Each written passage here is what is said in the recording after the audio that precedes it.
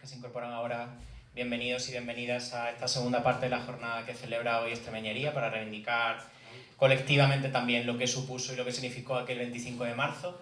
Y bueno, como sabéis, ahora vamos a dar paso a la mesa de ámbito cultural. Bueno, yo quería decir antes unas palabras para introducir un poco lo que vamos a hablar hoy aquí, ¿no?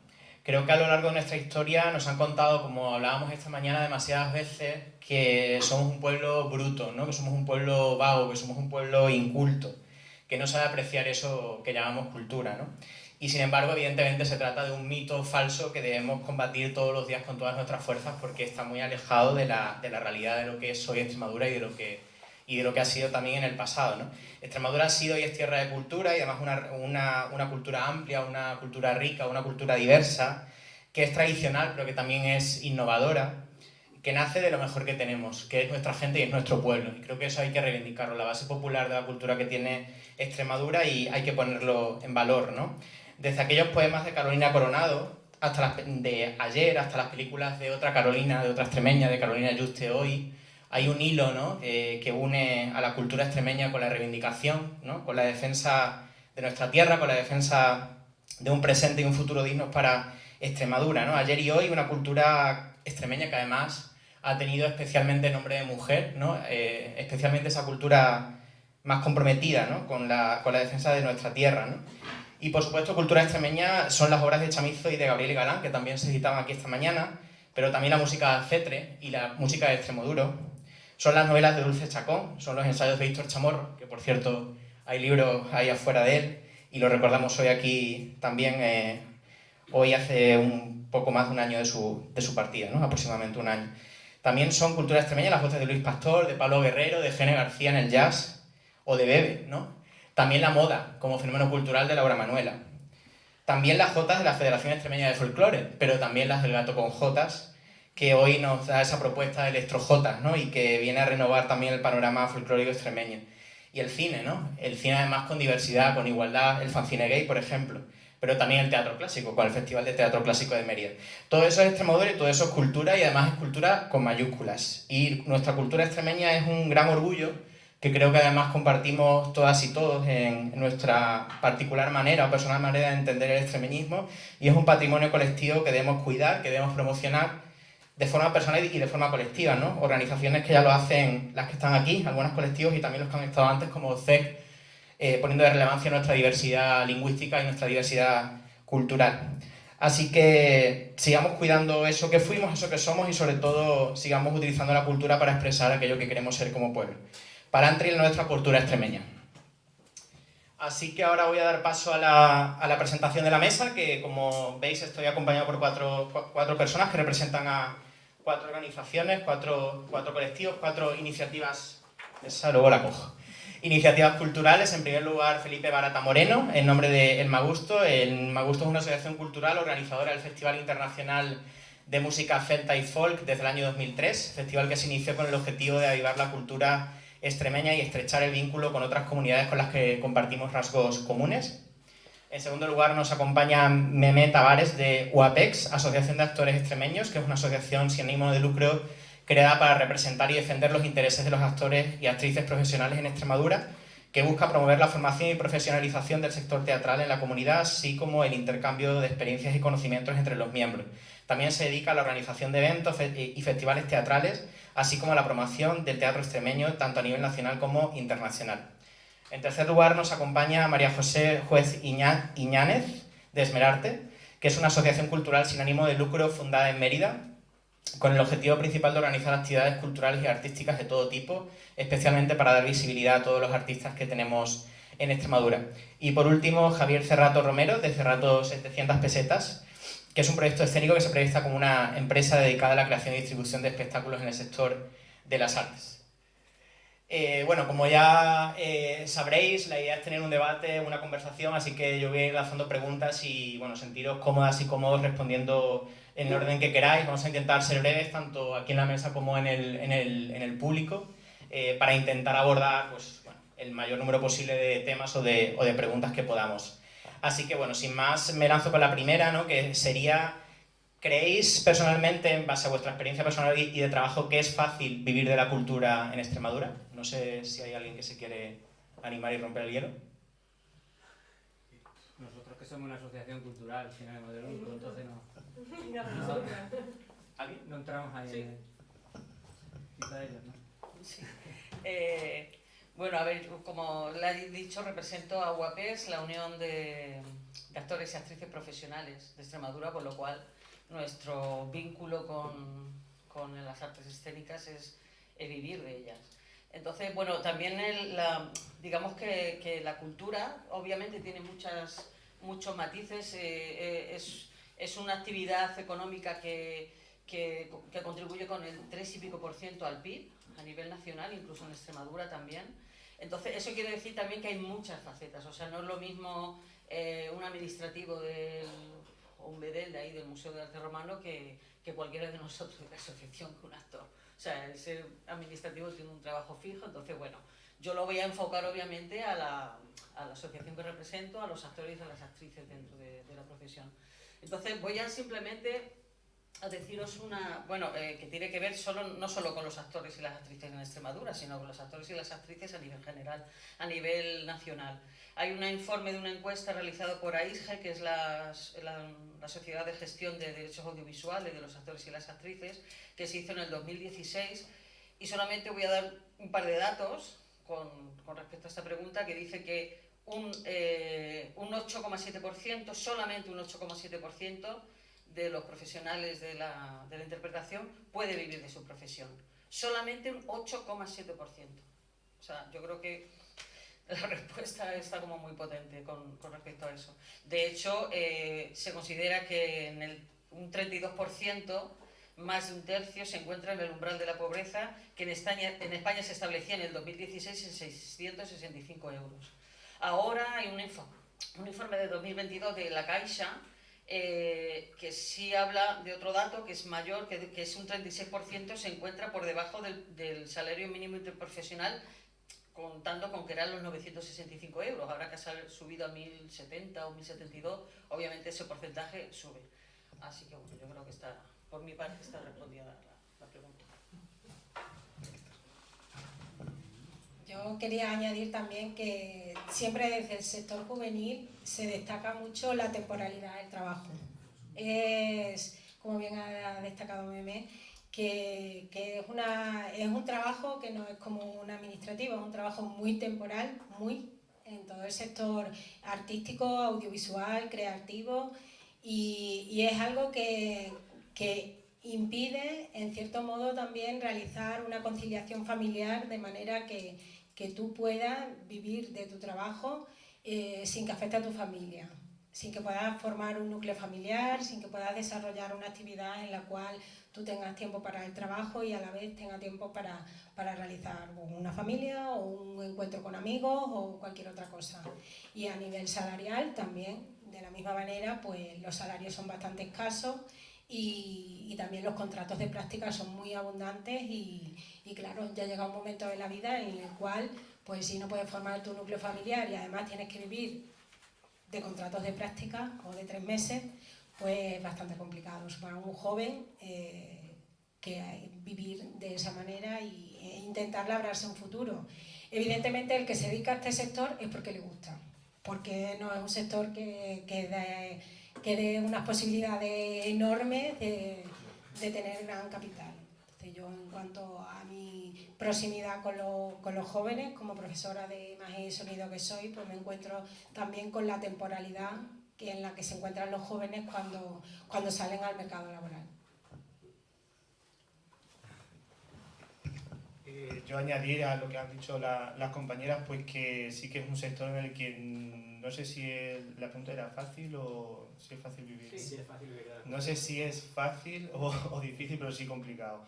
Es decir, como dicen ellas, o sea, mantenerse en el sector cultural a lo largo de tu periodo pues, de trabajo es muy complicado. Entonces, pues es verdad que funciona un poco a veces por moda.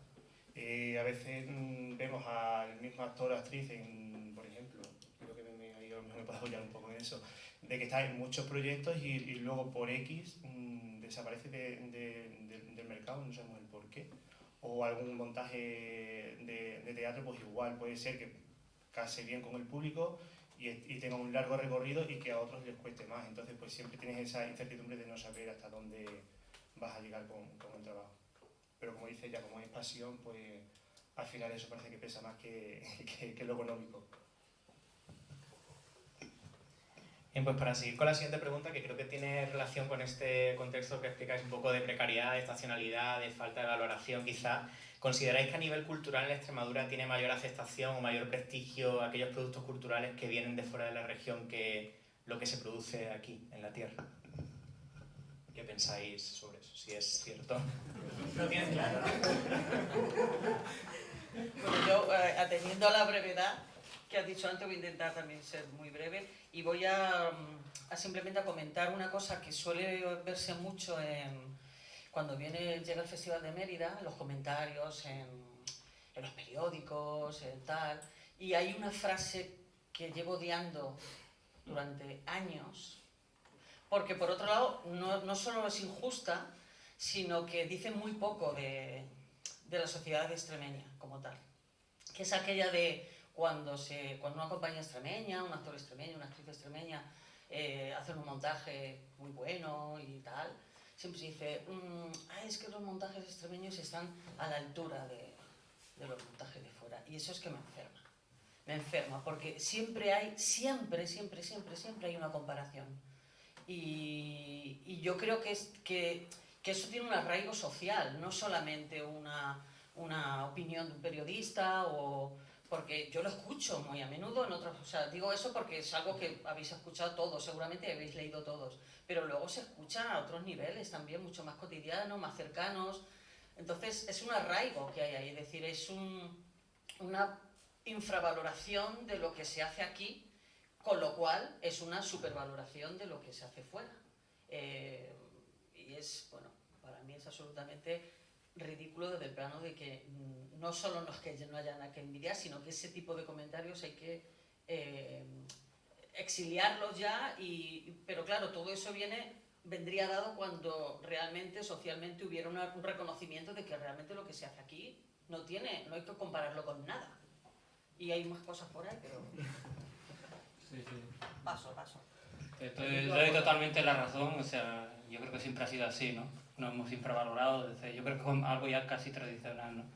Pero de un tiempo a esta parte yo creo que se está viendo ahí un poquito la luz y se está viendo la calidad del producto que se hace en Extremadura. Tú has nombrado a Cetre, has nombrado Extremoduro, yo qué sé, Luis Pastore, te hablo desde el punto de vista de la música, ¿no? Y es verdad, o sea, en la calidad de ese producto que se hace en Extremadura, o sea, lo que pasa es que siempre hemos ido como un poco atrasados en ese sentido, ¿no? Por ejemplo, desde el punto de vista de la música folk, siempre se ha conocido Galicia, siempre se ha conocido Asturias, y nosotros hemos estado ahí como a ver lo que hace o por detrás, cuando en realidad la música tradicional o la música que siempre se ha hecho aquí de raíz tiene la misma o superior calidad que, bueno, no, es que tampoco hay por qué comparar, como bien dices tú, efectivamente. Entonces, bueno, gracias a este tipo de transmisión, ¿no? Aparte de por estos grupos o por, tal más que lo diga yo, por festivales como los que se hacen en Extremadura, que dan un poco a conocer ese producto, pues bueno, yo creo que la gente está viendo un poco que es lo mismo, o sea, que no tiene nada que envidiar a nadie, o sea, justamente lo contrario, pero bueno, no sé, un trabajo muy lento, pero que bueno, yo creo que se está consiguiendo.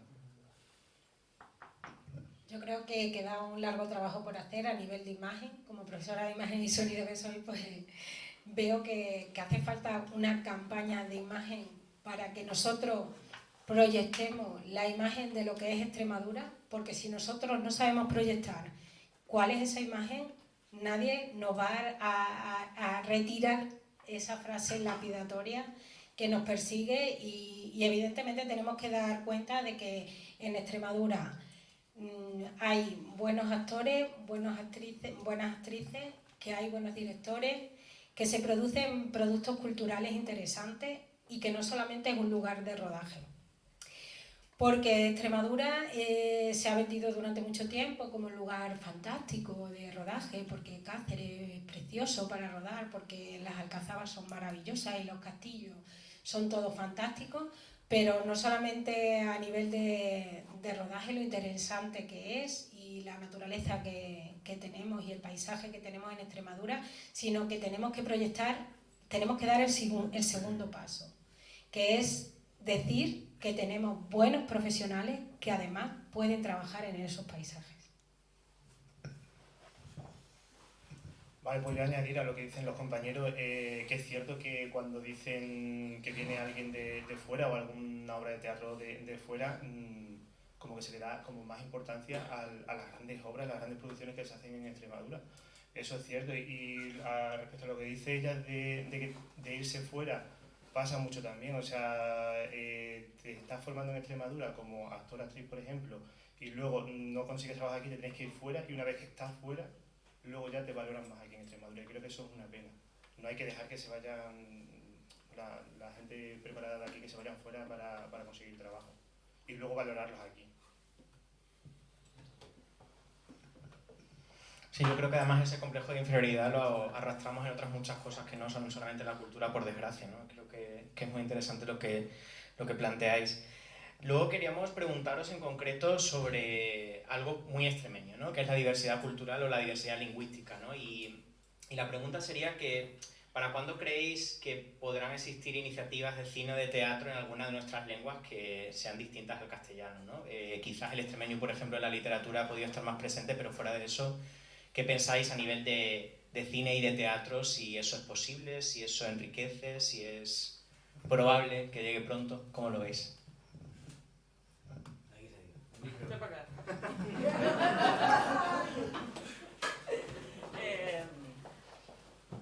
A ver, alguna cosa se está haciendo aquí en Extremadura a nivel de eso que dices.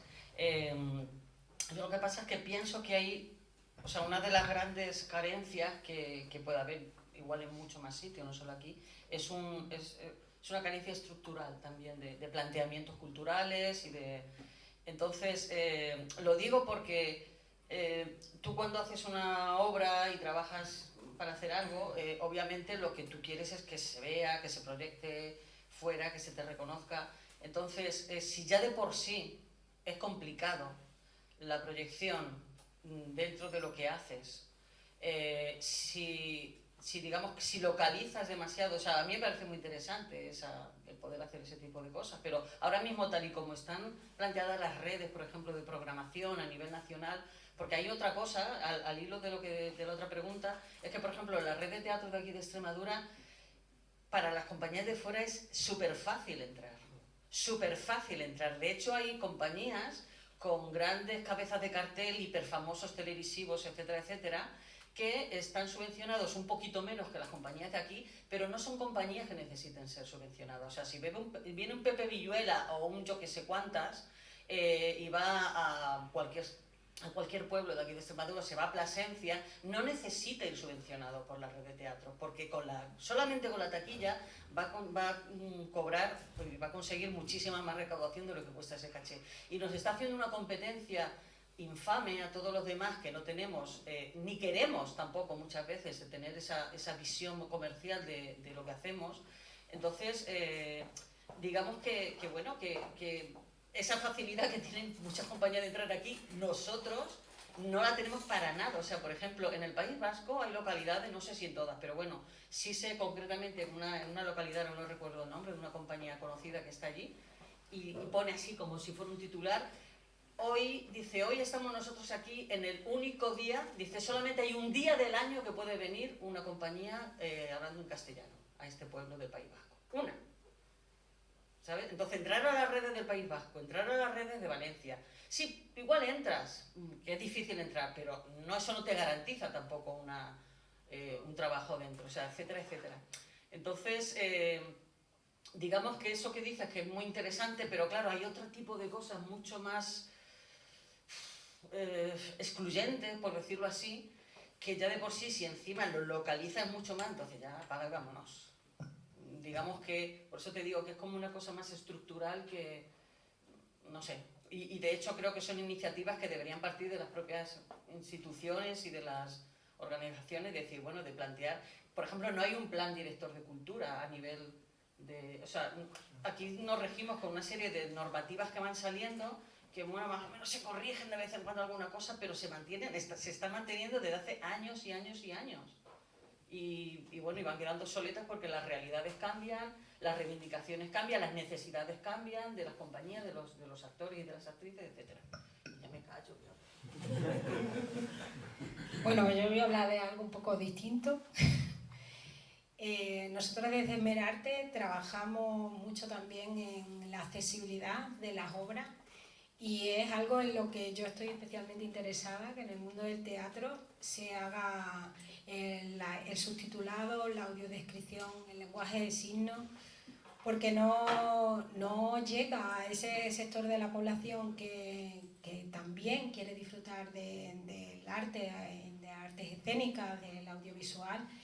Y bueno, muchas veces a lo mejor ponemos el bucle magnético y decimos, uy, es que hoy no ha venido, no lo ha usado nadie, pero claro, evidentemente si no están acostumbrados a que se hagan obras en las cuales tengan acceso a los medios que les permitan disfrutar de ellos, pues tampoco se les está dando la publicidad necesaria para que se haga uso de ese servicio. Nosotros desde Esmerarte hemos comunicado a las administraciones públicas y de hecho las administraciones públicas también han tomado nota. La mayoría de los centros públicos de Mérida están dotados con bucle magnético y queda otro caballo de batalla que es la audiodescripción y es un elemento que hoy día es caro porque además en el mundo de las artes, además de que hay temporalidad y que todo es así pues también es caro. Y es una dificultad con la que nos encontramos.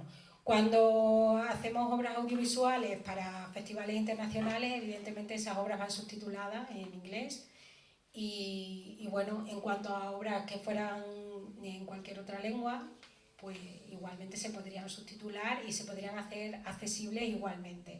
Eso también es una oportunidad, porque si ahora mismo tenemos una obra en una lengua que no es el castellano, pues podemos hacerla accesible a través de los subtítulos, a través de la audiodescripción y ponerla accesible a todo el público en general, que también podría subtitularse en vasco, en catalán, en cualquier otra lengua que fuese necesaria, y yo creo que es un factor importante para abrir ese mercado a las obras que se hacen en Extremadura. Y bueno, ese en principio es una iniciativa en la cual nosotros en el Festival Claqueta Emérita empezamos con el subtitulado, la audiodescripción. Hemos contado con la Dirección General de Accesibilidad, que también está muy dispuesta a trabajar porque en el sector se vaya implantando tanto el subtitulado como la audiodescripción y el bucle magnético. Y bueno, todavía no es algo universal, pero que yo creo que es algo que va creciendo y que bueno, tampoco estamos acostumbrados. De hecho, muchas veces cuando ponemos la tele, uy, que me queda lo del audiodescriptor ahí puesto y está ahí hablando, pero es un elemento necesario para algunas personas y que posibilita la accesibilidad en las distintas lenguas y además a gente que tiene diversidad funcional.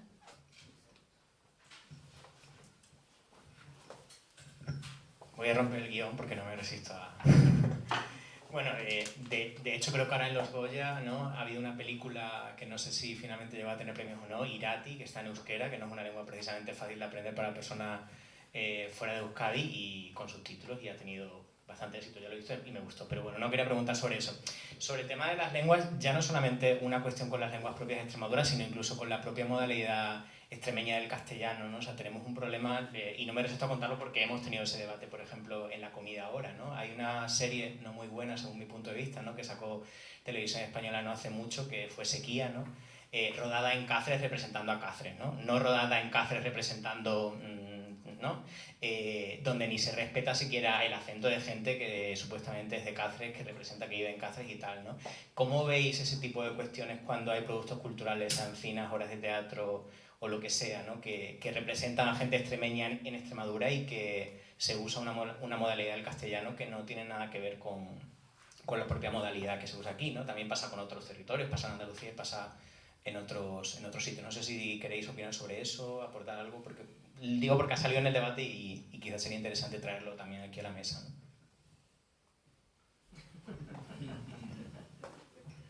Bueno, yo creo que un poco pues nos rompen o nos dan en lo que nos duele, que son esos estereotipos que tenemos y por el cual se nos identifica. Entonces, cuando vemos representado algo en lo cual no nos sentimos identificados, pues yo creo que es algo que evidentemente te chirría, te llama la atención el ver que representan una situación que se produce dentro de tu comunidad y que no es algo habitual, y lo que más te enferma es que se proyecta al mundo mundial, porque hoy día con las redes pues la información llega a todos sitios y evidentemente no es una imagen que nos guste que se proyecte, sino es realmente lo que aquí se está viviendo. De hecho, ya en el Buñuel, en el laberinto de las tortugas, hubo también en las Urdes un levantamiento por parte de la gente que vivía en las Urdes, incluso gente que fue al estreno y decía: yo estuve allí en las Urdes y no había esa miseria y no había esa... Son percepciones que realmente tú ves representadas en pantalla y que, bueno, cuando la vemos entre amigos no llega más allá, pero cuando es un producto que además va a los Goya o va a algún esto y lo ve en el mundo mundial, pues dices: jolín, qué pobreza hemos proyectado, cuando realmente, bueno, pues no vivíamos mucho más allá de lo que vivían en otras partes de España. Y bueno, pues al final yo creo que es un documento histórico, en cierto modo, ¿no? Con lo que es el cine, que bueno, el cine tiene sus elementos fantásticos y demás, pero es algo que al final queda ahí en la retina del espectador y que se proyecta al exterior de una manera que a lo mejor no nos interesa. Gracias. Pues continuamos ahora hilándolo también con esto de cómo nos sentimos representados o no en la cultura, ¿no? En Extremadura hay diversos festivales de música, cine, teatro que son de ámbito nacional y también internacional, como por ejemplo es el Festival de Teatro Clásico de Mérida. ¿Creéis que hay cabida para cultura hecha en Extremadura en esos festivales de cine, de teatro, que tienen ámbito nacional e internacional, pero se celebran aquí en nuestra tierra? No sé si alguien quiere empezar. No. Bueno, yo antes de responder a eso me gustaría decir que mismo, por ejemplo, el resumen que has hecho tú de las aportaciones culturales, que es todo verdad, todo lo que has dicho, todo es real, todo existe, pero es verdad que a nivel, hay un estudio también que decía de la Caixa que incide en la percepción social de lo cultural. Y la percepción que tenemos nosotros, sobre todo la parte de actores y actrices, la percepción que tenemos de cómo la sociedad nos ve, de cómo la sociedad nos percibe. Entonces es verdad que lo que sentimos, por ejemplo, con ese resumen, que es muy, muy típico en muchos foros así de este tipo, se nombran siempre grandes eventos. Entonces, muchos compañeros siempre hemos sentido decir que, bueno, que todo eso está muy bien, pero no define la cultura, o no define por lo menos el trabajo o el empeño escénico de Extremadura. O sea, el Festival de Mérida define un aspecto de las propuestas escénicas que, bueno, esto lo pongo entrecomillado, de las propuestas escénicas extremeñas, que no, pero bueno, ahora claro. Pero hay un trabajo, obviamente, escénico de cientos de actores, ya hay 100 y pico compañías de teatro en Extremadura. O sea, somos los trabajadores pico pala de la cultura durante todo el año, durante muchos años, donde los directores del festival están cambiando, últimamente cambian poco, pero antes han estado cambiando a lo largo de los años, desde que el festival es festival, y nosotros seguimos aquí pico pala, pico pala, pico pala. Entonces, cuando se resaltan las bondades de las ofertas extremeñas, de la cultura, pues se destacan obviamente los grandes eventos, porque están ahí y tienen una repercusión, pero yo quiero reivindicar de una manera muy potente y muy clara el trabajo que se hace en el día a día y en el año al año.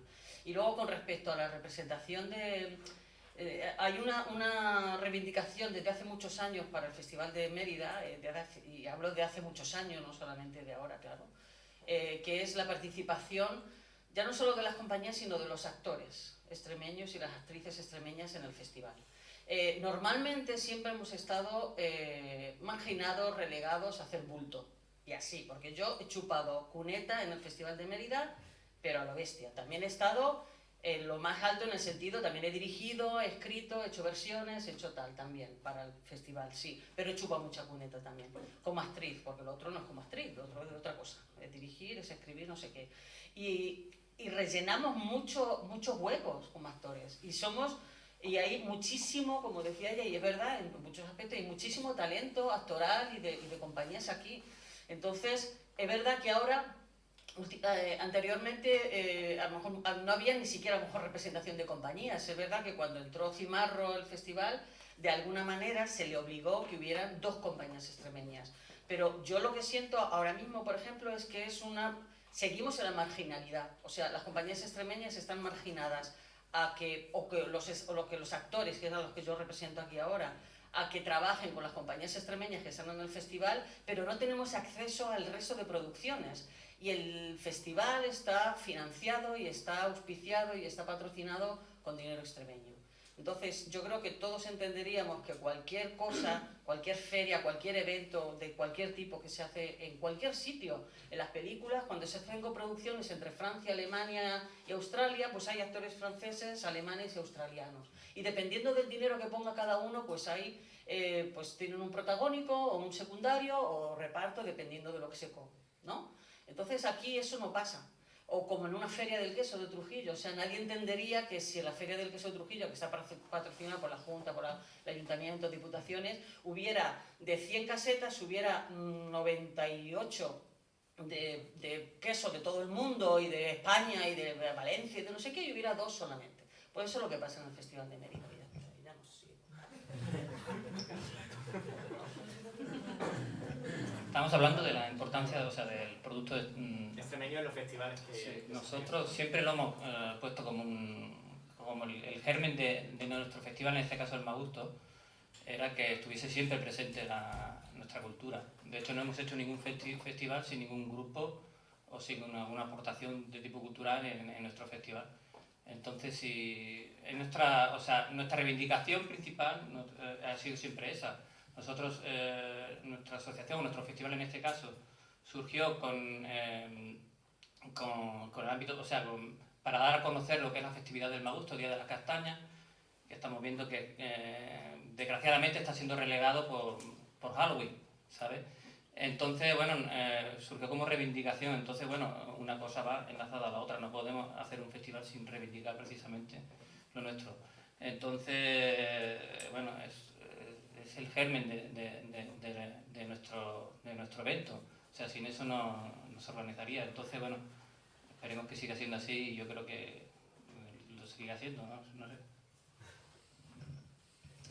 Yo creo que ahora es el momento que, por una parte, como dice Meme, que el Festival de Teatro podría tomar nota del renombrísimo que tiene en el mundo mundial y apostar por las compañías extremeñas y no dejarlas en un papel secundario. Yo creo que ahora es un momento fundamental y desde los centros educativos yo creo que también podemos darle la importancia que se merece a lo que tenemos aquí en Extremadura y bueno, no celebrar ese Halloween americano e intentar potenciar de alguna manera la cultura de... Sí, nosotros no estamos en contra de Halloween ni mucho menos, simplemente se pueden compartir las dos tradiciones, ¿no? Por lo menos que la gente siga celebrando la nuestra, ¿no? Desgraciadamente estamos viendo como unas están desplazando a la otra, las que siempre salen perdiendo son las nuestras, ¿no? Entonces, bueno, es un poco nuestra reivindicación. Yo insisto en las campañas de imagen. Pues yo añadir un poco a lo que decía Meme en cuanto al, por ejemplo, al Festival de Mérida, pues eso, que la comparación que ha puesto con los de la Feria de Trujillo, pues que es más claro imposible. O sea, si es un festival que se hace en Extremadura y que tiene ese renombre, pues ¿por qué tener solo 2 compañías o 1,5 en el festival y lo demás todo de fuera? Y si viene todo de fuera, pues que nos den, o a los actores y a las actrices que les den la oportunidad de estar también en esos montajes a nivel nacional. Bueno, ahora vamos específicamente a abordar el ámbito rural, ¿no? Y su relación con la cultura, ¿no? ¿Cómo creéis que es posible crear nuevos formatos para facilitar el acceso a la cultura en los entornos rurales, específicamente en la realidad extremeña? Porque sí que es cierto, ¿no?, que ahora hay toda una demanda, varias demandas, ¿no? De cómo cómo mantener vivos nuestro ámbito rural, nuestros pueblos. Evidentemente eso se hace con empleo, con acceso a servicios básicos, pero no nos olvidemos que también la cultura es una parte esencial, ¿no? De lo que necesitamos las personas y los seres humanos para vivir en sociedad, y muchas veces esa oferta cultural también está reducida, bastante restringida en el ámbito rural, ¿no? ¿Cómo creéis vosotros que se pueden crear formatos culturales y acercarlos, ¿no? O fomentar el acceso a la cultura desde el entorno rural? Pues yo creo que un mayor apoyo, ¿no? Por parte de la institución, ¿no? Nosotros somos de un pueblo de 200 habitantes, y entonces para hacer un festival como hacemos nos cuesta el doble o el triple de trabajo, ¿no? Estamos viendo cómo de la noche a la mañana surgen festivales, a lo mejor, no por decir nada, pero Cáceres, o Mérida, o Plasencia, o Badajoz, que en un primer año le dan el triple de presupuesto que a nosotros en todo, en 20 años, ¿no? Entonces, pues claro, si no se apoya... Nosotros tenemos muchas dificultades a la hora de conseguir patrocinadores, de hecho no tenemos ninguno, y colaboradores, y entonces, pues claro, moverte de un festival gratuito como es el nuestro, pues vas a paso muy lento, muy despacio, ¿no? Luego ves que surgen cosas como esta, que el primer festival le dan el doble o el triple de apoyo monetariamente que al nuestro, pues bueno. Pero bueno, ahí seguimos y ya está, ¿no? O sea, debería haber un mayor apoyo, no solamente económico, sino ya creer en nosotros mismos, o sea, por parte de las instituciones, ¿no? Porque eso de momento no se está dando. En las zonas rurales estamos muy desprotegidas en ese sentido. Pero bueno. Nosotros en nuestro caso lo que hacemos es llevar el catálogo Claqueta por los diferentes pueblos, y yo creo que la cultura se puede hacer accesible siempre y cuando también se llegue a las pequeñas poblaciones que tienen mayor dificultad para eso. Y igualmente aquí en Mérida también se están haciendo multitud de acciones que permiten el acceso a la cultura en las distintas barriadas. Ya hemos oído hablar en multitud de ocasiones del río para acá y del río para allá. Todo lo que se hace del río para acá repercute en esta parte de la población, y todo lo que se hace del río para allá tiene un público asistente que es totalmente distinto, y puedes estar organizando un evento muy importante del río para allá y quedarte con la mitad del público que puede asistir al evento. Entonces yo creo que hay, por una parte, pues eso, el intentar llevar a las diferentes zonas, tanto dentro de la misma ciudad como dentro de Extremadura, a los distintos pueblos. Y luego pues también un poco intentar concienciar en los pueblos, porque yo soy de un pueblo también pequeñito, aunque ya vivo aquí en Mérida, el salir a ver cultura, el dar importancia a dedicar una tarde a ver cine, a la lectura, a un concierto.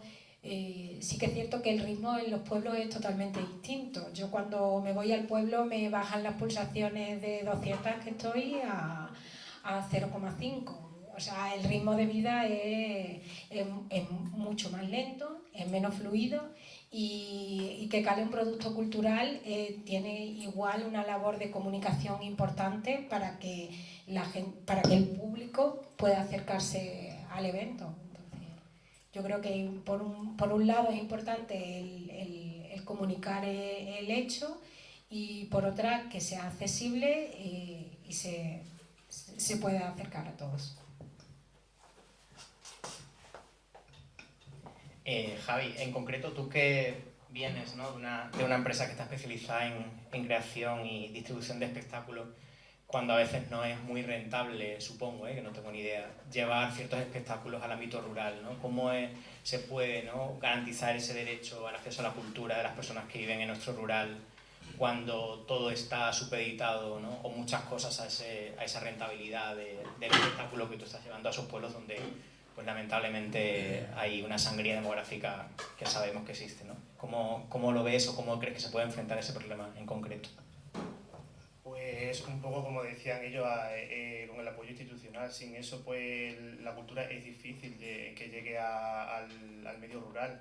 Y bueno, Extremadura creo que es una tierra muy fértil culturalmente y que eso hay que potenciarlo. ¿Cómo? Pues como decía ya antes también, a pico pala, e intentar que en ese entorno rural le den el valor a ese trabajo que estás llevando y que si ese espectáculo tiene un coste, es ese el coste que tiene. También es difícil ciertas creaciones artísticas llevarlas a esos pueblos. ¿Por qué? Porque te encuentras con un público a lo mejor diferente al que puedes encontrarte en una ciudad, pero aún así yo creo que con más hincapié hay que hacerle llegar a ese público esos trabajos. Porque a mí me ha pasado, ¿cómo voy a llevar a mi pueblo este montaje? X montaje si es muy contemporáneo, pues por eso mismo. Llévalo, es que yo lo he llegado a notar y a ver que he visto a un público de una edad avanzada en un espectáculo bastante contemporáneo y han ido las personas más mayores a darle la enhorabuena a la directora por ese pedazo de trabajo, porque solo con danza, por ejemplo, le han contado una historia. O sea, entonces, pues sí, hay que arriesgarse a llevar ese tipo de propuestas al medio rural.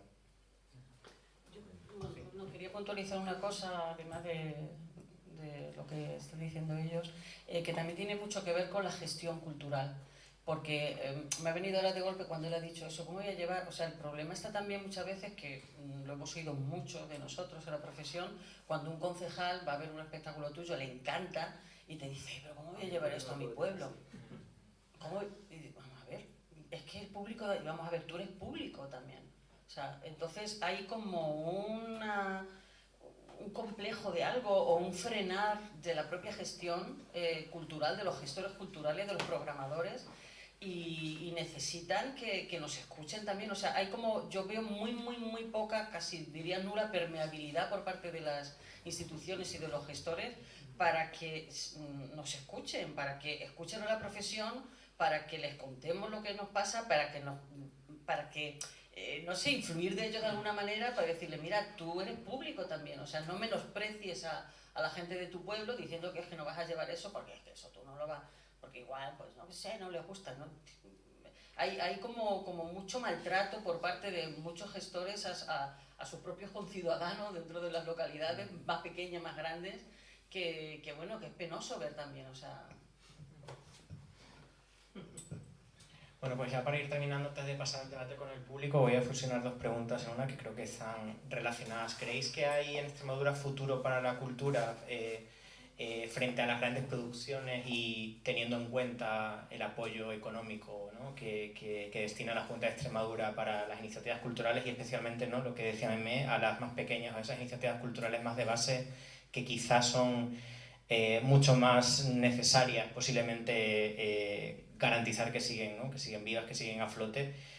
Nosotros tenemos aquí un dato que seguramente podréis corregirnos si no es así, ¿no? que el gobierno de Extremadura estaría destinando actualmente alrededor de 250.000 euros en ayudas para entidades sin ánimo de lucro que realizan actividades culturales, ¿no? aproximadamente.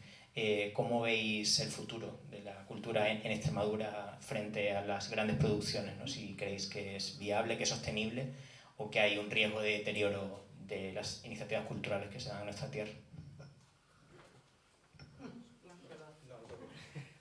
Bueno, yo en cuanto a la cantidad de ese dinero que dice, nosotros somos una asociación que somos un bebé todavía, llevamos 3 meses, no tenemos todavía noción de ese dinero que se otorga, si mucho, si poco, eso ahí no puedo entrar. Lo que sí puedo entrar es que de verdad teniendo en cuenta eso que decía antes, ¿no? de cuando se nombran los eventos culturales, yo creo que corren, o sea, la cultura es muchísimo más que y mucho más importante, mucho más que los grandes eventos culturales, que también lo son, pero obviamente son mucho más vistosos. Entonces, por ejemplo, a mí me ha pasado hace poco, y yo creo que nos ha pasado a todos en muchos aspectos, que de pronto ya hay una actividad pequeñita, con los clubes de lecturas dramatizadas y tal, y que de pronto, casi con la contratación hecha, que te la quitan y te dicen que es que le han quitado el presupuesto. Y dices, claro, o sea, la cultura siempre, en las instituciones, siempre es aquel sitio donde tú vas a coger dinero cuando te hace falta para otra cosa, sobre todo cuando hay elecciones. Entonces, ahora mismo estábamos hablando de los conciertos que hay ahí, pues seguramente esos conciertos, que están muy bien, pero están, digamos que menoscabando otro tipo de actividades porque el dinero yo lo saco de aquí. Es que además lo sacan de aquí, no lo sacan de fomento, no lo sacan de no sé qué, no, lo sacan de, casi siempre lo sacan de cultura. Entonces siempre lo sacan de cultura, de actividades más pequeñitas, pues como puede ser, pues, o sea, actividades pequeñitas pero que son esenciales para los grupos sociales de cada localidad. Son esenciales, son súper importantes. Y yo creo que sí corre muchísimo peligro la cultura con mayúscula, porque para mí la cultura con mayúscula es esa, la que se hace al día a día, cuando se prima, si se va a primar solamente los grandes eventos, con los que no estoy en contra para nada, porque a mí me encanta ir a un concierto grande y si viene Kiko Veneno aquí, pues mira, de muerte. Pero que no puede ser a costa de dejar vacía luego el año, de dejar vacío las localidades, de dejar vacío todo. Entonces, bueno, pues eso. Yo en cuanto a la cantidad económica que dices, no sé, la verdad es que no lo sé. Lo que sí que es cierto que cuando se dan pues ciertas ayudas de la Junta de Extremadura, por ejemplo, a ayudas a la gira, ayudas a la producción, no sé la cantidad si es mucho o poco, pero sí que siento que no está bien repartida a mi punto de vista. Creo que hay ciertas compañías y demás que presentan un proyecto y saben casi al 100% que va a tener esa ayuda. Las compañías jóvenes no. Las compañías jóvenes, cuando llevemos a lo mejor mucho tiempo, nos tocará tener algún tipo de esa ayuda. Mientras tanto, pues a pico y a pala seguiremos. Bueno, pues yo no sé si comentaros un poquillo. A ver, nosotros conseguimos la ayuda de la consejería de aquí de la Junta y no es una tarea fácil, nada fácil, y para personas jóvenes es muy difícil enfrentar una subvención en la cual no sabes la cantidad ni sabes cuándo te va a llegar. De hecho, te llega cuando ya has terminado el proyecto. Entonces, lo primero que tienes que contar son con unos fondos previos, de los cuales puedas garantizarte al menos la mitad del proyecto. Al menos la mitad. Cantidad, la que tú presentes. Si hay un límite pues, de 18.000 euros, creo que era, entre 18 y 20.000 euros, pues tú tienes que saber qué cantidad estás dispuesto a arriesgar, porque esa subvención no te va a llegar hasta que no te llegue. Es decir, nosotros empezamos con el festival en febrero, de febrero lo cambiamos a mayo, luego en mayo vimos que empezamos con el tema de la subvención y vimos que era inviable, porque las ayudas se concedían en julio y el dinero se recibía en noviembre. Entonces era imposible a nivel de programación programar nuestro festival de cine ni en mayo, ni en junio, ni en julio, ni en ninguna otra fecha. Es decir, que a nivel de ayuda, pues las ayudas deberían estar, si de verdad se pretende una programación a lo largo de todo el año, deberían ser mínimo contar como trimestrales, de manera que las actividades que se desarrollan en el primer trimestre se liquidaran en el segundo trimestre y que no te supusiese pues tener que desembolsar primero una cantidad. ¿Qué es lo que nos hace plantearnos dos cuestiones? ¿Qué es lo que hacemos? Tenemos que buscar patrocinios y empresas que nos puedan proporcionar la cantidad necesaria para poder hacer ese ingreso y que no repercuta sobre la subvención pedida.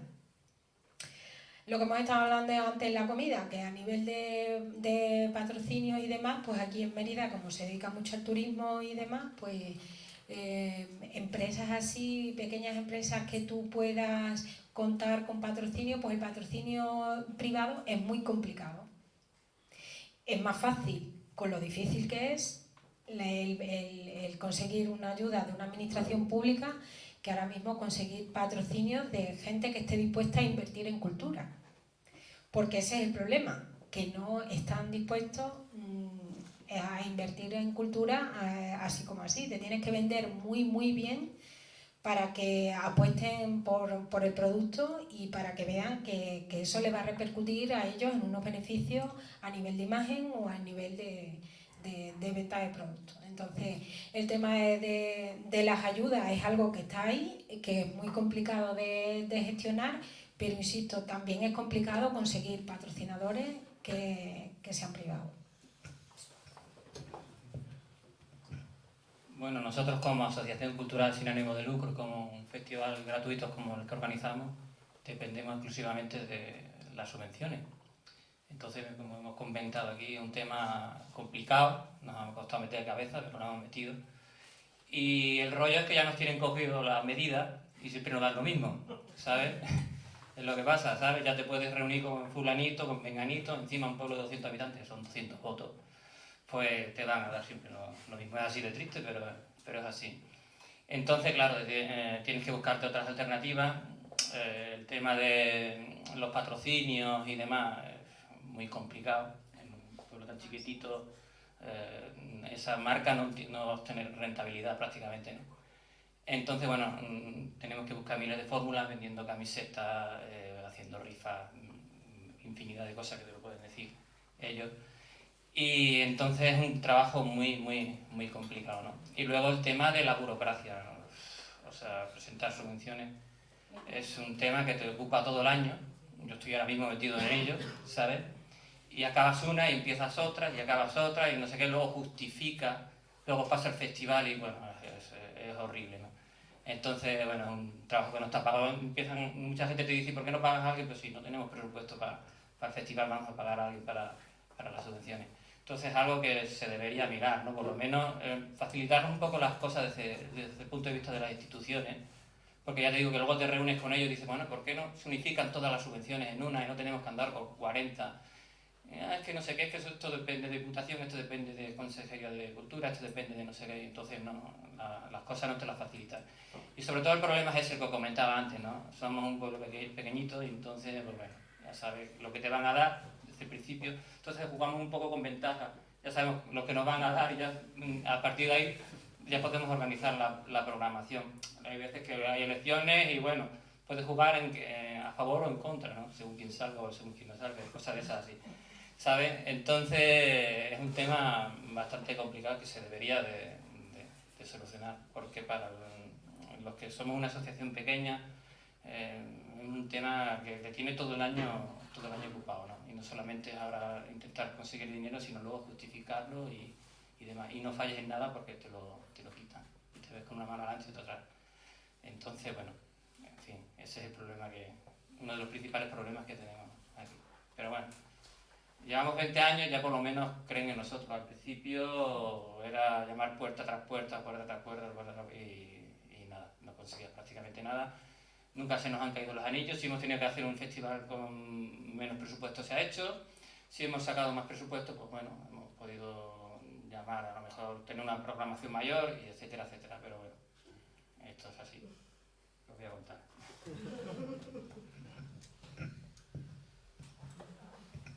Pues muchas gracias a todos y a todas. Y ahora, si queréis, abrimos ya el turno de preguntas. Por allí, voy.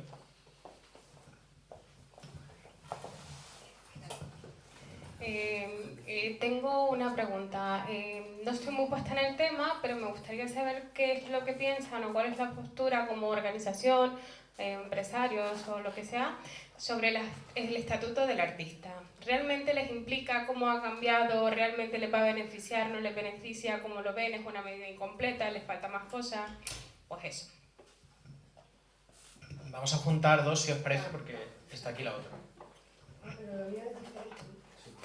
Vale, mi pregunta es, porque estuve leyendo un estudio, ¿no?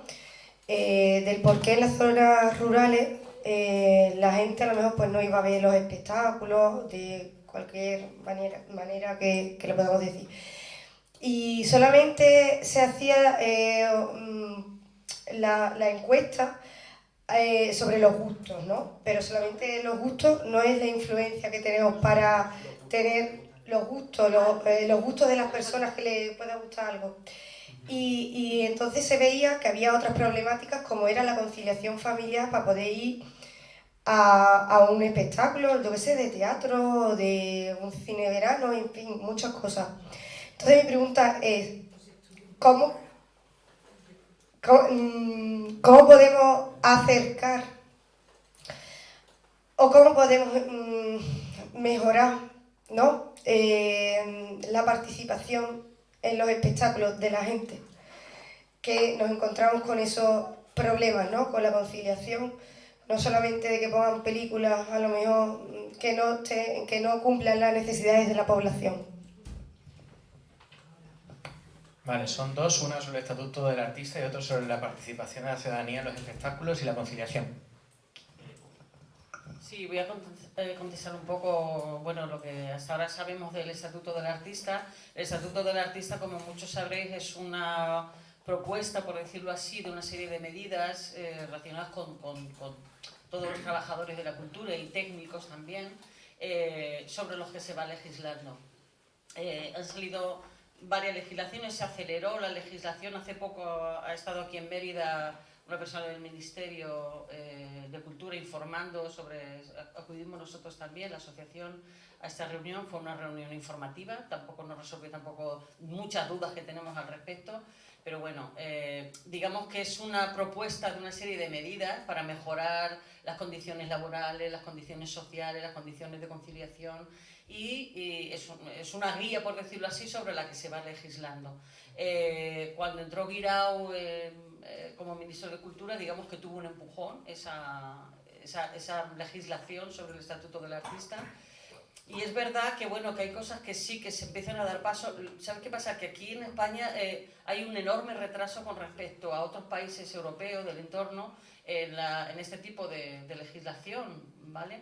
Entonces, por ejemplo, una de las últimas que ha habido, que es el pasado enero, es una prestación subsidio, una prestación de paro con menos días de cotización. Una cosa, no como lo del campo, que es totalmente diferente, pero sí un poco reconocer la intermitencia del trabajo y las condiciones específicas de nuestra actividad.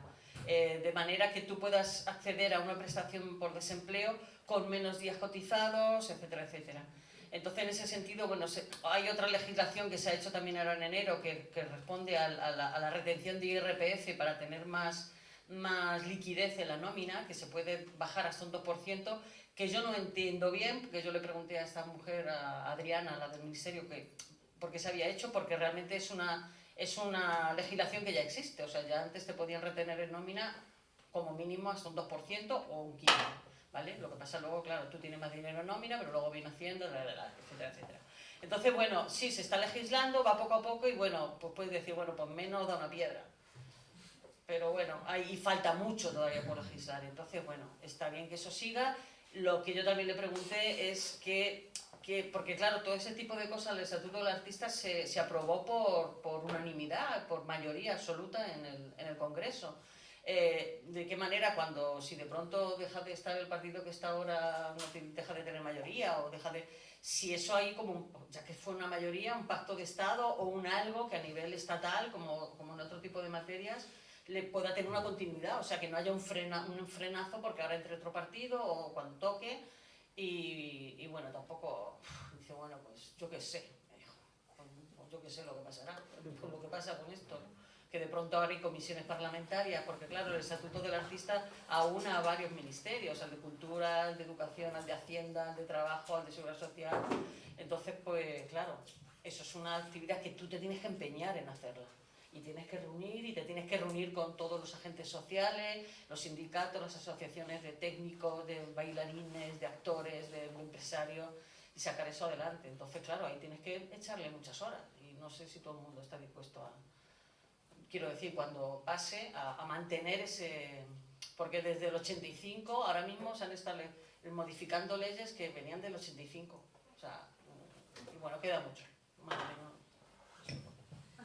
Y con lo otro, pues no sé. A ver, la segunda pregunta, yo creo que cada pueblo es un mundo. O sea, no hay una fórmula estratégica que te diga cómo puedes averiguar los gustos en cada momento. Yo creo que un aspecto fundamental es saber la programación al lugar donde vas. Puedes tener preparado un evento, una obra y coincidir con una romería del pueblo y no va nadie.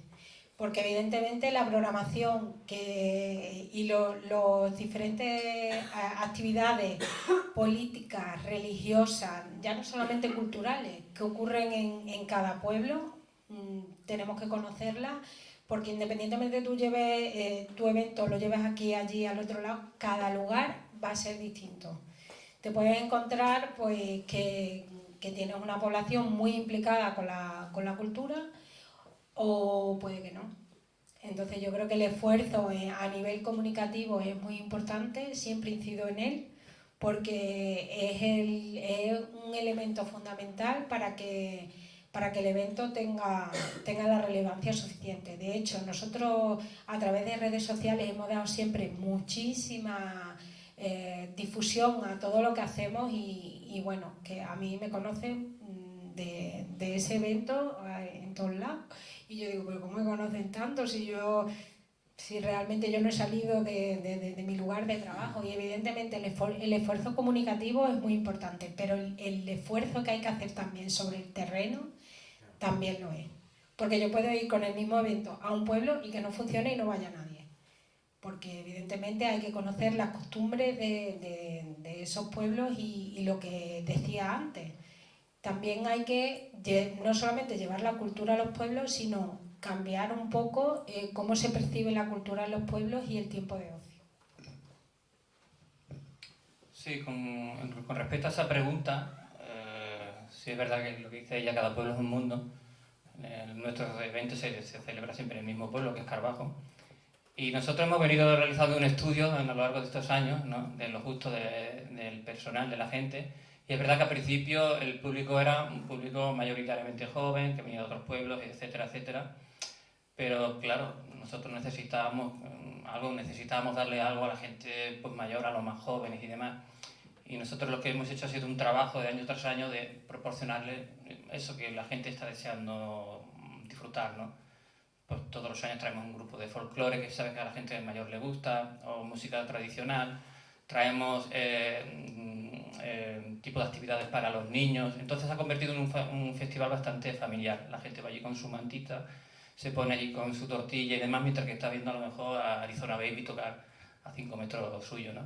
Entonces, bueno, yo creo que ese ha sido un trabajo de año tras año, de pico y pala, como bien decía ella. Pero bueno, es porque se produce siempre en el mismo sitio, ya tenemos un público bastante fiel, ¿no? Y entonces, bueno, es un trabajo que nos ha costado su tiempo, pero bueno, que ha dado su fruto. No sé si... ¿Más preguntas? Bueno, yo siguiendo un poco el tema que ha sacado Gemma y con respecto a cómo llegar a la gente desde la cultura, bueno, yo por contextualizar un poco, yo soy de Cáceres capital y tengo 25 años, o sea, mi cultura, quizá mi contacto con la cultura extremeña nunca ha sido hacia el folclore, o sea, yo quizá lo primero que conozco, que los recuerdos que tengo son pues ir al cine de la Caja Extremadura y luego pues los años de crisis los recuerdo bastante. No recuerdo un gran movimiento cultural, pero ahora sí que se está moviendo desde el Ayuntamiento de Cáceres desde hace tiempo, de un tiempo para acá, pues una recuperación pues, de ese espacio público, de volver a estar en la calle, muchísima música, algo que quizás se había perdido, pues quizá precisamente por lo que habéis comentado, ¿no? ¿De dónde se saca el dinero? Pues primero de la cultura, y ahora que parece que las cosas están un poco más...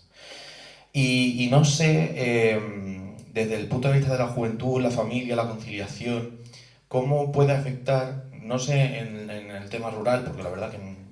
pero no sé cómo puede afectar ese enfoque quizá más familiar o más juvenil y quizá un poco también con el tema del alcohol. Ha habido un problema, yo creo, en Cáceres con el tema del alcohol y es que todas las fiestas culturales se han convertido en botellones. Hace poco, precisamente, la semana pasada, ha sido un concierto de los 40, precisamente celebrando el 40 aniversario del Estatuto de Autonomía, y se prohibió el botellón de aquella manera, ¿no? Porque estaban las cervezas a 6 euros y el que quiere eso se la compra, ¿no? O sea, es decir, botellón premium, el que quiera gastarse mucho dinero, pues va a tener botellón, eso está claro, ¿no? No sé si hay un problema con el alcohol y la cultura, y lo digo de verdad porque creo que no es bueno asociar el alcohol con pasárselo bien, ¿no?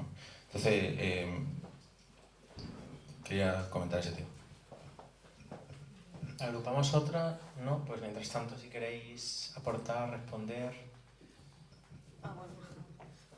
No, bueno, yo sí creo que plantea una cosa que es muy interesante, ¿no? Y que puede llegar a ser preocupante, ¿verdad? Que en muchos casos existe esa relación y claro, yo creo que tiene mucho más que ver pues eso, con cómo relacionamos socialmente en los eventos, cómo salimos a la calle, el ocio. Yo ahí la verdad es que, claro, se me queda muy fuera, pero es que me ha parecido muy interesante el planteamiento. Más por el tema musical. Sí, pero no quiero decir, pero que es verdad que solamente era ese apunte, me ha parecido interesante porque a mí también me parece preocupante y me parece como distorsionante esa relación, ¿no? Es decir, todo el mundo hemos podido hacerlo en un momento dado o no, o toda la vida, o en momentos específicos, que se nos vaya la olla ahí en ese plano, ¿no? Pero que relacionar siempre el ocio y el pasárselo bien con el consumo, sobre todo excesivo de alcohol, pues no sé. Yo no tengo nada más que decir, pero me parece muy interesante lo que plantea. Yo creo que eso es un aspecto más social quizá que cultural, porque tiene más que ver con lo que nosotros tenemos preconcebido: juventud, alcohol, jóvenes no tienen dinero, botellón, los adultos tienen dinero, cervezas a 6 euros.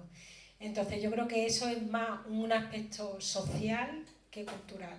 De hecho, tú vas al cine y lo primero que piensas, las palomitas y la Coca-Cola, y al final te gastas 20 euros y estás llorando por la entrada del cine, que son 4 o 5. Entonces, el que se gasta 20 es porque quiere, porque películas a 5 euros puedes ver cuando quieras. Entonces yo creo que es un aspecto social, es un aspecto económico también, porque evidentemente todos estos festivales mueven la economía, mueven el sector turístico, mueven todos los locales que hay alrededor, tanto de comida como de bebida, y claro, a nivel social tenemos que ver nosotros la importancia que nosotros le estamos dando a eso, si somos capaces de ver un evento sin tomar cerveza o sin estar consumiendo otro tipo de productos que no sean productos culturales. O sea, que eso es como acostumbrarte a ver el cine en versión original. O estás acostumbrado a ver el cine en versión original o no lo estás. Si no lo estás, los subtítulos te molestan. Porque te molestan.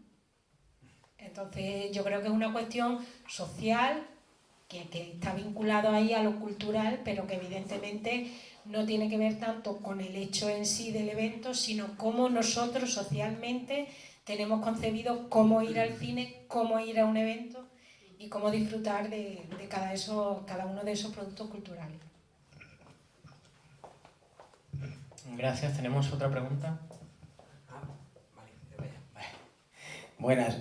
Bueno, la pregunta va para vosotros, para Magusto, pero os quería comentar que, o sea, también como enhorabuena, he estado 2 veces en Carbajo, en el Magusto, y claro, ¿no? Es decir, habéis acabado hablando todos como de las ayudas, de la subvención y demás, pero es verdad que si no hay ese trabajo previo de creértelo y moverlo, o sea, nosotros la labor que hacemos, que esta la primera hora con el tema de Dostec, ¿no? Es decir, nos lo cuentan los propios alcaldes, dice, las ayudas están bien, dice, pero o sea, la Consejería de Cultura, en este caso, por ejemplo, o Diputación, se va a mover cuando vea que hay movimiento, que hay una iniciativa, ¿no? Es decir, no podemos pretender es como arranco y meter el dinero. Entonces, dice, o sea, tenemos que hacer, o sea, por eso ejemplo. No se fían, al principio no se fían. Claro, pero es que es solo cuando ven que vosotros habéis hecho camino diciendo, bueno, pues espérate, que a esto le podemos sacar algún interés electoral poco, porque cada ojo es 200, como dices, ¿no? Pero a mí, la pregunta es, ¿cuál es vuestro secreto? Porque, o sea, ya que habéis hecho poco autobombo de Magusto, aprovecho yo para decir, el nivelazo de grupos que hay en Carbajo no lo creéis, ¿eh? O sea, yo he visto gente y digo, pero ¿cómo está aquí Luana Lure? O sea, de este nivel, ¿no? Es decir, ¿cómo estiráis el chicle para haber conseguido grupos que nadie se imagina que estén allí en Carbajo, ¿no? Bueno, tenemos nuestros contactos también, pero bueno. Sí. Bueno, si queréis. Agrupamos una más, ¿vale? Si os parece. Sí, vale.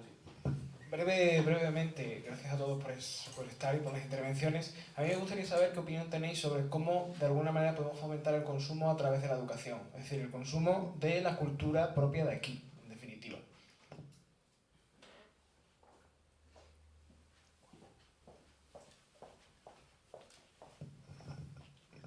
Bueno, muchas gracias por tus palabras. En cuanto al secreto, bueno, secreto ninguno. Es un festival también en noviembre, octubre. Es verdad que los grupos a lo mejor tienen cierta disponibilidad, ¿no?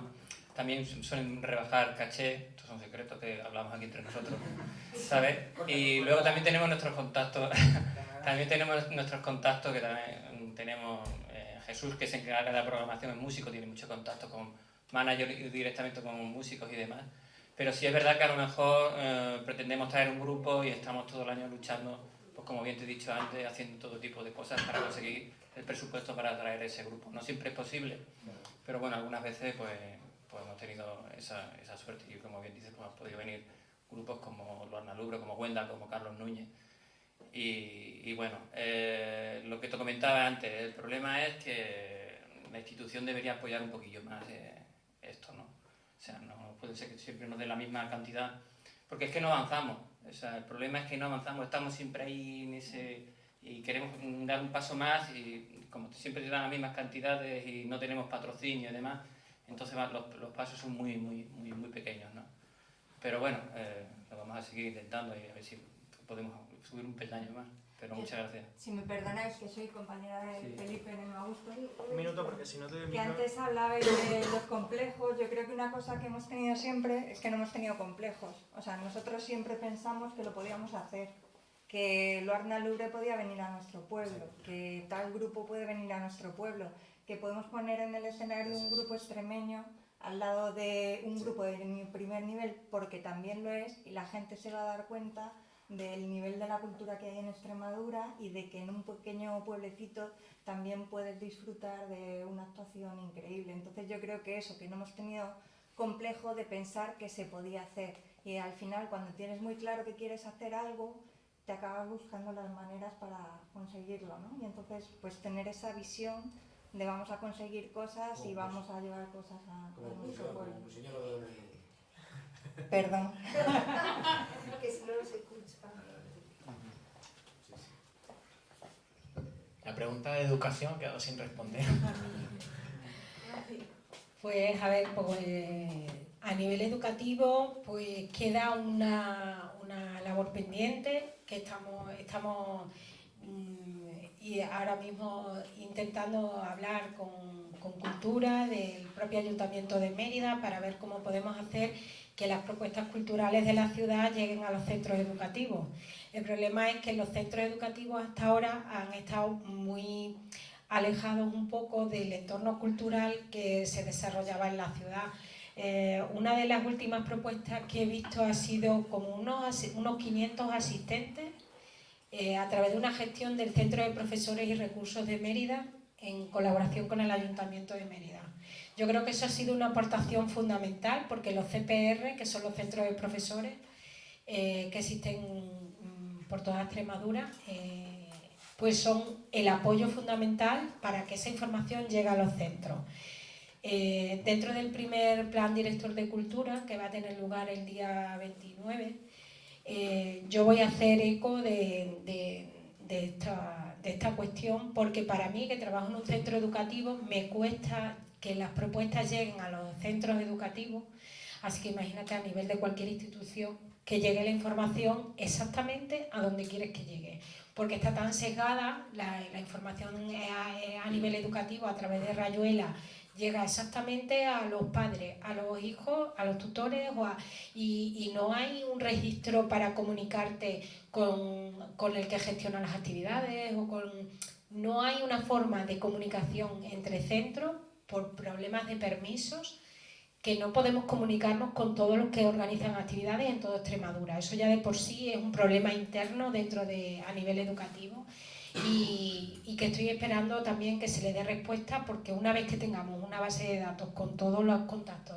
de todos los centros educativos podrá llegar la información cultural de cualquiera a cualquier centro. Entonces yo creo que eso es un trabajo fundamental que queda ahí por hacer. No sé si hay alguna persona más aquí de la mesa, alguna pregunta. ¿No? Vale, pues nada, vamos a cerrar esta mesa. Gracias Felipe, gracias María José, gracias Memé, gracias Javier. Ha sido súper interesante también tener este acercamiento a la realidad, ¿no? Y a los desafíos también que tiene el ámbito cultural en Extremadura. Y ahora yo me callo porque no sé qué viene. Un aplauso.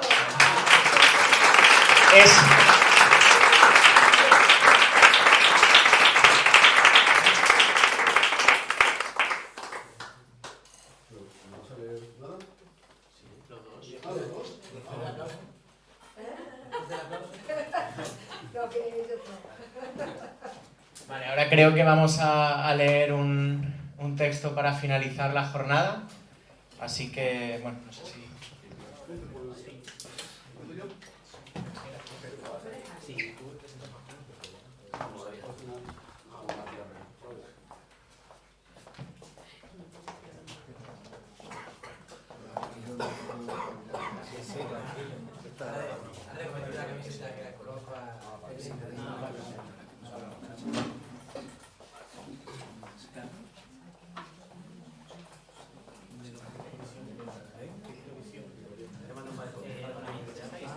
No sé quién es.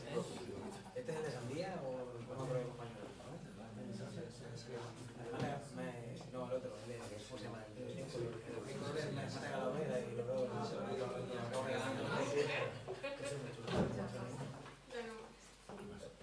Bueno, pues vamos a empezar el cierre de la jornada.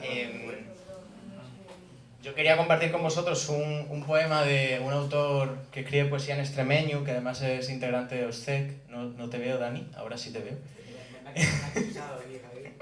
Que se llama Cruz Díaz Marcos y bueno, creo que es un poema muy bonito y que resume muy bien pues el significado de reivindicación y de movilización que tiene este día, ¿no? Y que tiene que ser mayor todavía aquí en nuestra tierra.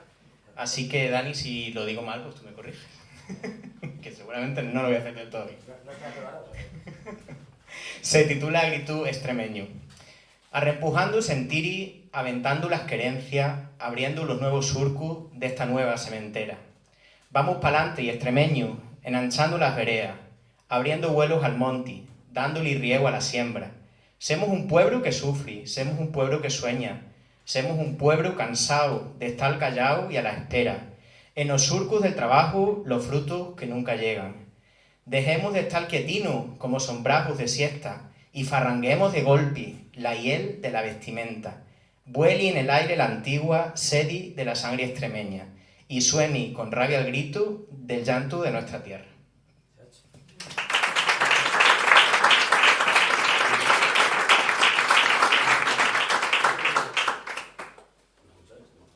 Ahora me escucháis. Bueno, yo soy David García y soy también miembro de Extremeñería y agradeceros que habéis venido este día a pasarlo con nosotros y aparte de ser miembro de Extremeñería soy medium, así es que en vez de despedirme yo os voy a leer una carta que he recibido yo del más allá para despedirme. Gracias. Es una carta y se llama Carta de un Yuntero. Así. Me presento, mi nombre es Antonio García, mi profesión, jornalero. Hace 87 años tenía 23. Si hacéis cuentas, debería tener 110 años. Efectivamente estoy muerto y he tenido que pedir ayuda a alguien que ahora se acuerda de mí para escribir esto. Que ahora, como tenía 23 años, no es casualidad. Tenía 23 el día 25 de marzo del 36. Ese día, a las 5 de la mañana, varios yunteros y yo ocupamos la finca del Carnero, cerca de Montijo, pero ya en Cáceres. Aquí estamos y aquí nos quedamos, dijimos. No había suficiente guardia civil en Montijo ni en La Roca para detenernos. Poco menos de 4 meses después de la ocupación de las tierras y 10 días después del alzamiento, a mediados de agosto más o menos, llegaron las tropas del general Yagüe a Montijo. Se decía que en Badajoz estaba ocurriendo una masacre, que hasta un periodista portugués lo había publicado en el Diario de Lisboa. Yo no estaba preocupado, he de decir. No soy ni de izquierda ni de derecha, ningún político va al campo a ganarse jornal por mí. Eso sí, las desigualdades siempre me parecieron injustas. Sin embargo, 2 chavales, una noche, vinieron a la casa de mis padres a buscarme. Me llevaron a la casa del navegante, que habían convertido en prisión, el 28 de agosto. Y coincidiendo además con el traslado de la Virgen de Barbaño, me despertó el sonido de unos motores de varios camiones. Decidieron celebrar el día de recogida de la patrona, invitándonos a desayunar. Pero no amigas como vosotros. Os vamos a dar café, maricones, nos dijeron. Y así acabó mi vida, junto con la de otros 17 montijanos, contra la tapia del cementerio, cal y a la fosa. No me vais a creer, porque os he estado observando todo el día y tenéis una pinta de no tragar ni lo del más allá, ni de la Virgen, ni nada de eso. Pero he de deciros que estáis equivocados. Hay un cielo para las mujeres y para los hombres de bien, y yo soy uno de ellos. Para ser esto de hombre de bien, basta con hacer cosas para mejorar las condiciones de vida de los que nos rodean. No vale con ir a rezar todos los domingos. De hecho, fue un mal católico el que me denunció a los golpistas. Ese mal católico, de hecho, estuvo en mi bautizo, estuvo en mi comunión, en mi confirmación y hasta contaba con él yo para mi boda con Elvira. Por el cielo no lo he visto. No he debido de ser un hombre de bien. El caso es que llevo muerto 87 años. Vigilando Extremadura desde el cielo y aparte de un paisaje precioso, he visto que se han pasado muchas cosas durante este tiempo. Y empiezo. De la dictadura, ¿qué voy a decir? Estos que me mataron, nos trataron fatal durante 40 años. Me dolía verlos sufrir. Antonio Vilo Verdeguer acabó como yo. Matilde Landa a la cárcel y desterrada. Régula, Paco el Bajo. Y el señorito Iván de vuelta a Extremadura. 800.000 de vosotros emigrasteis en menos de 20 años. Me daba tanta pena veros en la estación de tren de Mérida, de Cáceres o de Montijo. Porque sí, en Montijo teníamos conexión con Madrid desde 1864. No sé qué os está pasando ahora. Emigrabais además los de abajo, los de los chozos. Pero de los cortijos nadie emigraba. O sea, os plantabais en Madrid, en Bilbao, en Barcelona, cambiando un cielo de cigüeñas y de encinas por otro con antenas y bloques de ladrillo. Y solo podíais visitar Extremadura en los veranos, eso sí, con un acento súper fino y con aquellos televisores tan modernos. Y bueno, sí, que las presas y el plan Badajoz existieron, pero que fueron 4 casuchas y 4 mulas hipotecadas de por vida, bastantes caciques y muchísima publicidad. Porque Franco, en cuestión de publicidad con el plan Badajoz, no tenía nada que envidiar a las influencias de ahora. Total, que el 20 de noviembre del 65 descansó en paz Franco y los extremeños mucho más todavía.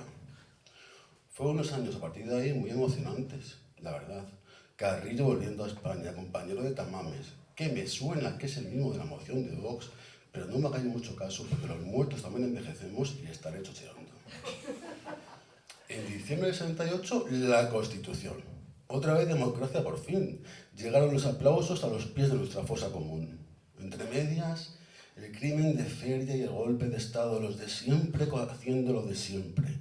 Pero ¿no se suponía que los caciques acabarían con la llegada de la democracia? Pues no, o al menos no lo suficientes. El 25 de febrero del 83 llega el Estatuto de Autonomía de Extremadura, toma ya. El artículo 6 además establecía la reforma agraria como uno de los objetivos básicos de Extremadura. La llorera que me llevé leyendo ese artículo. A los del 25 de marzo nos daban la razón en la Asamblea. Un emeritense socialista gobernando la Junta. Esto pintaba que te cagas. A mí me gustaba Ibarra, las cosas como son, sanidad pública universal, autovías como las alemanas, educación gratuita, extremeños hijos de obreros en la universidad, los santos inocentes premiados en el Festival de Cannes, azúcar moreno de Eurovisión. Luego sale PP, gracias a Izquierda Unida, que ya no entendí tampoco, y ese fugaz gobierno de Extremadura. Pero la gran sorpresa vino en septiembre de 2011. PP y PSOE acuerdan suprimir del Estatuto justo ese artículo 6 que hablaba de la reforma agraria y tanta ilusión me hacía. No me sentí decepcionado, fue extrañeza. ¿Qué haya pasado entre el 83 y el 2011 para que se decidiera eliminar ese artículo 6? ¿Habrían sentido miedo vuestros políticos? ¿De quién? Yo os aseguro que entiendo el miedo. Ese mismo miedo que tengo hasta después de muerto del recuerdo del sonido ensordecedor de sus motores de camiones que me esperaban para llevarme al cementerio. Esos insoportables 10 minutos que se me hicieron como horas esperando el disparo certero. No les culpo del miedo, pero yo sé de dónde viene mi miedo. Y me gustaría saber, por lo menos, de dónde o de quién vino el miedo que hizo a vuestros políticos dejar de luchar por la reforma agraria. Miedo deben sentir en Montijo, donde se sigue sin retirar la cruz de los caídos del parque municipal. Podría pensar que la cruz da más sombra que los árboles que no se cuidan, o que los kioscos que ya no se abren. Pero se me viene a la cabeza otra vez ese sonido de motores de camión y me pregunto si no es el miedo también, en este caso, el que no permite a algunos políticos eliminar monumentos a los sublevados. Y deben saber que se hace insoportable para los míos y para los de mis verdugos. Porque aún peor que el miedo es la vergüenza que sentirá la pobre familia de esos asesinos al ver esa dichosa cruz. Esa maldita cruz nos recuerda a unos y a otros la madrugada más oscura de la historia de Montijo. Y es que escucho a veces, demasiadas veces, ay si Franco levantara la cabeza, y ninguna ay si los fusilados levantaran la cabeza, ¿qué pensarían de nosotras? Ibarra, además, declaró en Juste que el 25 de marzo no era ninguna fecha a celebrar, que fue un gran fracaso colectivo. Me dolió escucharle, pero no le quito razón. Fue mi gran fracaso y mi gran error. ¿Cuántas veces me he preguntado qué habría pasado si no hubiera ocupado aquellas tierras, aquella mañana? Tan grande el fracaso que acabé con mi propia vida y me consta que con la de mi novia, con la de mis hermanos y con la de mis padres. Últimamente estoy decepcionado, el tren que no llega ni se le espera. Ibarra admitiendo que lo del Día de Extremadura fue una cacicada suya.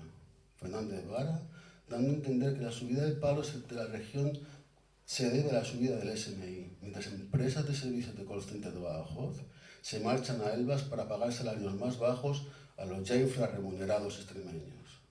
La Junta de Extremadura expropiando tierras para hacer vertederos, minas o para instalar placas solares. Lo de las placas solares es que me alucina, con lo difícil que nos lo pusieron a nosotros y lo fácil que se lo ponen en las termosolares. Igual deberéis decir como los parisinos en el 68, sur le pavé la place, bajo los adoquines la playa, en vuestro caso, bajo sus placas nuestra tierra. Ocurren, por supuesto, cosas estupendas en Extremadura, y disfruto como enano viéndolas. La que montasteis en los Palomos. Federico García, un granadino muy salado, que también está por aquí arriba, quedó entusiasmado con vosotros. La fuerza que estáis demostrando con el Salva tu Tierra, con el No a la Mina, las migas en los Grammy, la valentía de las sanitarias y sanitarios durante la pandemia, dejando estar sus vidas para luchar por las vuestras. He de confesar que hoy he pasado el día entre Valencina y Mérida y no he estado al 100% con vosotros, pero os he escuchado hablar de cosas muy bonitas y quería dar las gracias. A Ángel Olmedo, de Armes, por el trabajo que hacéis. A vosotros os conozco en persona. Varias veces habéis visitado la fosa común donde estoy enterrado, así como las colonias penitenciarias que no acaban de reconocer. Daniel Gordo, de Orsec, fundamental la labor que estáis llevando, dignificando y poniendo en valor nuestra lengua. Isabel María, de Extremadura Vaciada. Ches Condrade, de Clásicos Accesibles. Emocionante vuestro empeño en hacer llegar el conocimiento a los que históricamente la sociedad no supo entender.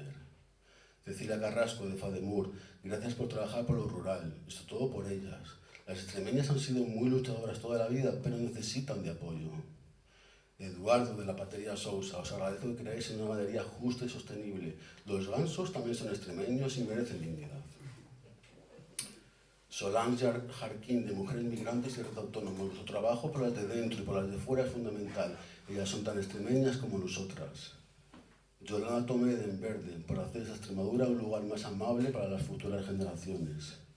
Felipe Barato, de Almagusto, gracias por pelear por nuestras raíces y por nuestra cultura. Javier Cerrato, de Esténicos 30 pesetas, por llevar arte a cualquier rincón de nuestra tierra. Mehmet Tavares, de Uapés, es decir, Mérida lleva teniendo teatro desde hace más de 2000 años. Magnífico que conservéis una de las partes más valiosas de nuestra tradición. María José Juez, de Esmerarte, gracias por promocionar a los artistas de nuestra región. La Enredadera, porque enredar es una forma de tejer y con esos tejidos vestiréis Extremadura. Y también gracias a los partidos políticos que habéis aceptado la invitación. A todos, me da igual socialistas que populares, extremistas de lo de antes o de lo de ahora, Unidas Podemos o Ciudadanos. Me da igual lo que pase el 28 de mayo, pero no nos falléis a partir del 29. Me despido ya, con una frase de Manolo Cañada, en otra Extremadura. Tenemos derecho a trabajar y vivir dignamente en nuestra tierra contra el paro, la inmigración y el clientelismo. Organicemos la rebeldía verde, blanca y negra. Un saludo desde el cielo de Extremadura.